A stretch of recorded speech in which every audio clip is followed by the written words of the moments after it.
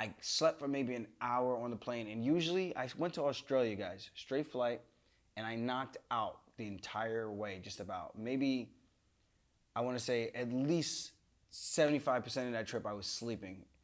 Quinta was telling me, he's like, dude, he was like, you should be like studied because what you were able to do on this flight is unreal. I've never seen anything like it. And that's just, I'm just saying, when I can fall asleep anywhere. I grew up like that. I can fall asleep on the floor, just get comfortable, get a little shirt, tuck it under my head, and I'm out. You know, it doesn't take me much. You know, now obviously I don't live like that anymore. But being on that flight, I thought I was gonna sleep for like more than half the trip. I did not. I ended up watching like 4 movies. But the whole first class experience on United Emirates was super cool. So if you guys haven't done it before, it wasn't first class. It was actually business class. They had the lounge in the back, food, 3-course meal kind of thing, which was pretty cool. I won't lie. I had the glass of champagne to welcome you on the flight. I definitely had that. I had a Hennessy, and I had that neat, so no extra sugars and stuff. I thought it was gonna help put me to sleep. And I had a mojito. I drank like half of it, and I kind of left the rest because it wasn't what I thought it was gonna be. And a bunch of water, so I was going to the bathroom nonstop. But got here, long 13-hour flight. We get to the hotel. The hotel's super nice. Had a little bit of an issue checking in. They told us we could get there early, but then we go up to the room. We knock on the room, ring the bell, and we heard a voice. Somebody comes out. It looks like they're half asleep in their shorts, no shirt on. I'm just like, yeah. They told us we could come drop off our stuff, but clearly there's somebody still here. And so we went, hopped around, drove around and whatnot. Picked up our car rental from DeMarca Car Rentals. So thank you guys for hooking it up. So if you need a car out here in Dubai, I would recommend them. These guys took care of us, made it super easy, super simple for us to get the car. A nice Cadillac Escalade Sport Edition 2021. The car is badass. I want to take some videos and add that to the vlog so that you guys can see what it's like, what we're driving around here. I just want to give you guys, the fans, and all the viewers an experience of what it's like to come to Dubai. In case you may never ever get to experience it, or if it's one of your places on your bucket list, you can see some of the things that we're doing that you're like, I definitely want to go check that out and do that. I would definitely recommend JBR. I think Jumeirah. I don't know if I'm pronouncing it right. This beach is really, really nice. I went walking around and a whole bunch of things like that. So then we had our first training session yesterday, which was Monday. Today's Tuesday. We went to Strong Gym HQ. Really nice place. Dr. Munther, who's a dentist out here in Dubai. Super highly recommended dentist. Like, go check his stuff out. Check out his work. Him and his brother Khalid recommended this gym. They took us over there, set everything up. Really nice place.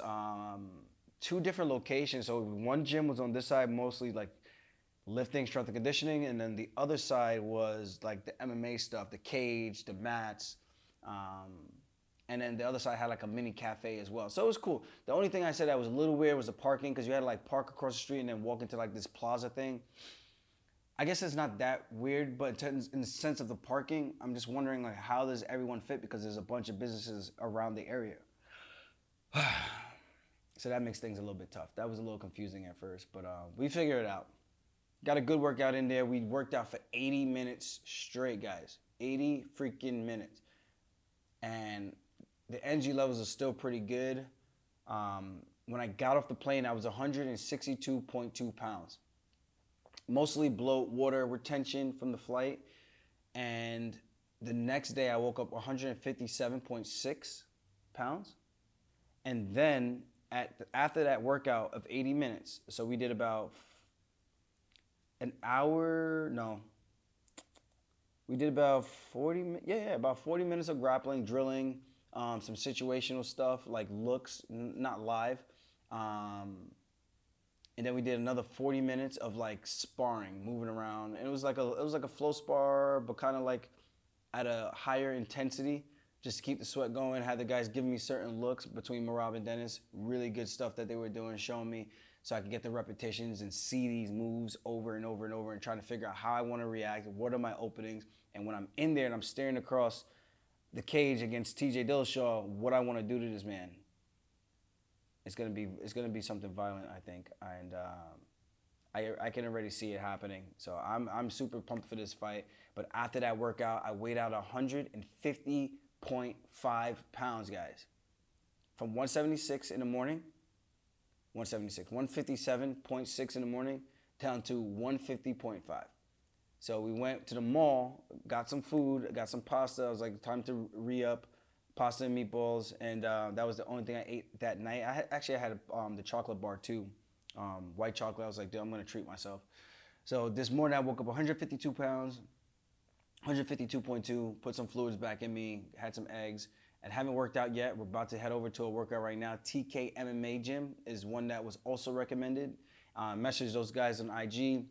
Very hospitable. Can't wait to go check those guys out. And then the next day we got 10th Planet Dubai. So I'm gonna check them out on Wednesday.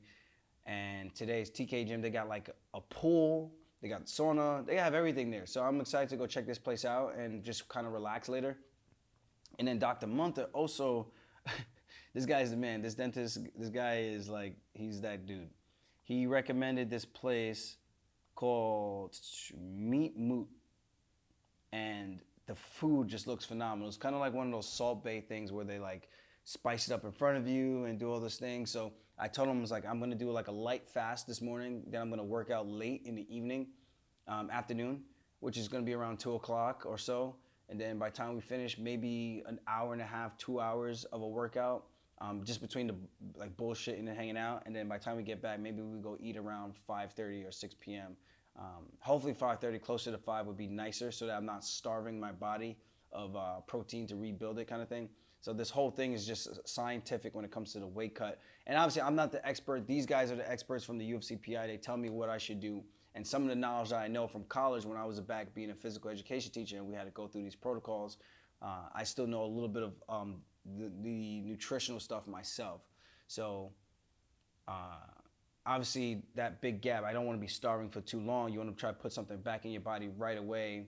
And that's when the metabolism is technically the fastest. At least this is what I learned. So I want to try to do that as close as possible so I'm not just sitting there starving and having my body eat at itself. And then losing muscle on top of that. I want to have all the advantages that I need to have going into this fight naturally in terms of my muscle strength, endurance, all that. So I'm doing everything the right way so far. This place should be really, really good to check out. I'm excited about it. I'm actually like really excited about it. I'm gonna have to do a good job of monitoring how much I eat and like what I actually eat. It's gonna be mostly lamb and beef steak kind of thing. This way I'm not putting in any like crappy food in my body. And we're in Dubai. They're not eating pork and things like that. So we're good.